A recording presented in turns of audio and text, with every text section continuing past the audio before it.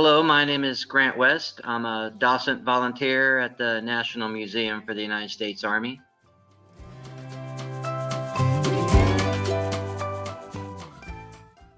Well, I'm fully retired now. I retired from the Army in '99. I went on to serve another 18 years, serving the Army, both the G8 and the CIO G6 at the Pentagon for another 18 years. So my whole life's pretty much been spent in the Army or serving the Army. So this just seemed like another great way to stay connected to what I've spent most of my adult life doing. It's something I enjoy and keeps me busy during retirement.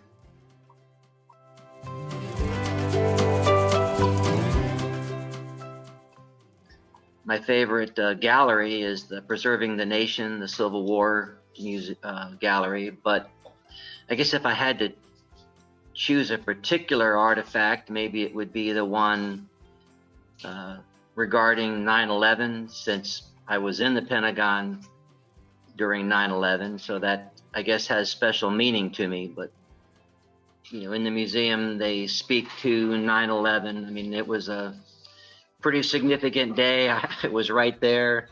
When you ask people, do they know where they were? I know exactly where I was. So it's just a meaningful day, and the fact that I was there has a significance to me. So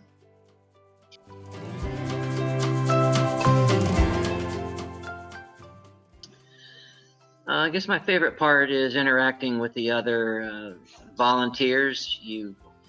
When you talk to them, they all have a story to tell, especially the ones that served. And you learn a lot from talking to the other docents and volunteers there. Because like I say, they all have a slightly different insight based on, where they served, how they served. It's also, I enjoy interacting with the public, especially since there are people who are coming to the museum and showing an interest in the Army. So I guess that's my favorite part.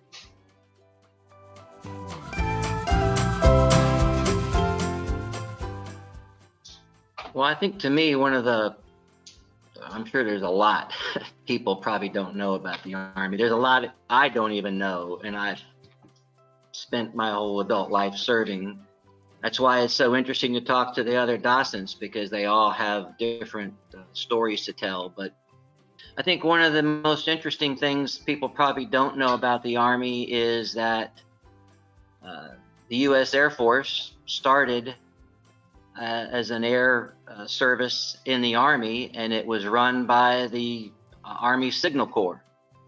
It began back in 1907 before it finally transitioned over and became the United States Air Force.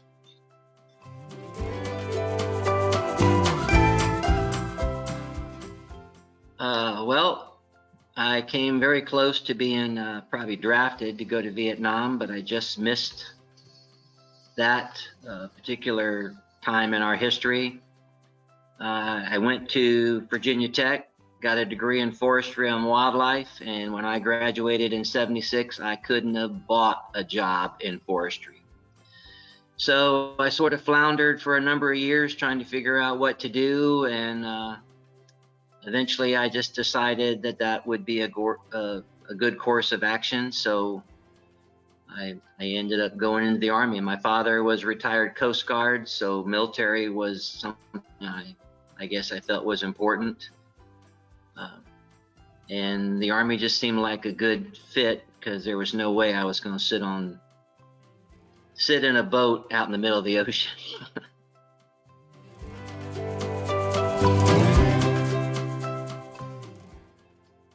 The time I spent on Bright Star in Egypt was pretty memorable, and also my participation in the invasion of Granada was very memorable.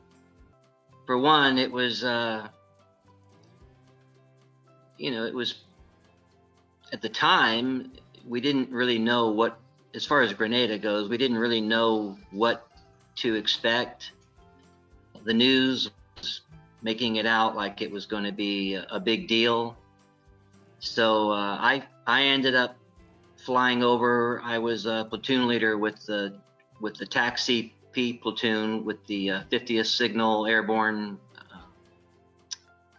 Battalion, and as the lieutenant for the taxi P platoon, we were charged with going over and setting up initial communications for the deputy commander of the 18th Airborne Corps. We flew over in a C-141 with him, and I recall when they were telling us to get ready to land, they were telling us to lock and load because we didn't know what to expect. As it turns out, it didn't turn out to be a whole lot, but it was very memorable. We saw a lot while we were on the ground from what had taken place by the Rangers before us. So it was, just a very, very memorable event in my life, since I never actually, during my time in the Army, other than Grenada, actually served in combat. And I feel like those are the real heroes and the true veterans, those that actually served in combat. Those men and women are truly to be respected.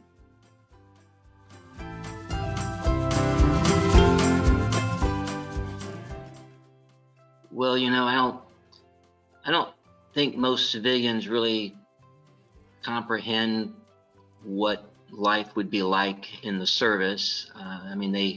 They hear stories, they see TV shows, and unless they served themselves or had a family member who served, I think it's a little difficult to really comprehend what being in the service is about and what it requires. But for me, mostly, I think it was, you learn a lot being in the military because you're part of a team.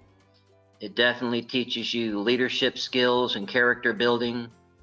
And I think that's why, a lot of companies really like hiring ex-military, because of the leadership skills and character that the men and women who served in the Army have coming out of the military.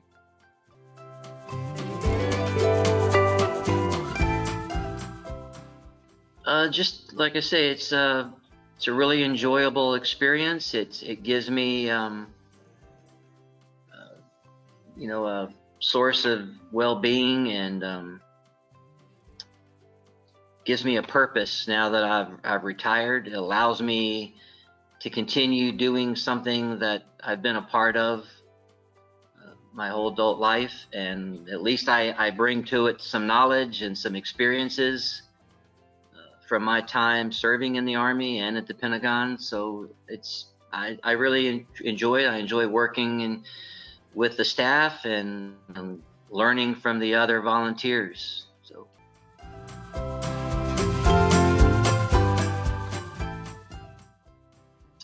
Well, for one, it's the one and only National Museum. So there's many other Army museums scattered around various Army posts, but this is the only national museum. So I think it brings, a total overview where someone could come and gain real insight into the overall purpose of the Army, and learn its history from its very beginnings till the current day. I think most importantly, what this museum brings is demonstrating and showing that the Army is about the people, the soldiers. It tells about their lives, and although they'll see many artifacts in the museum, the one thing they'll mostly learn in this museum, I think, is about the people who served and the dedication that it took and in some cases, those who gave the last full measure in serving this country. I think that's very important.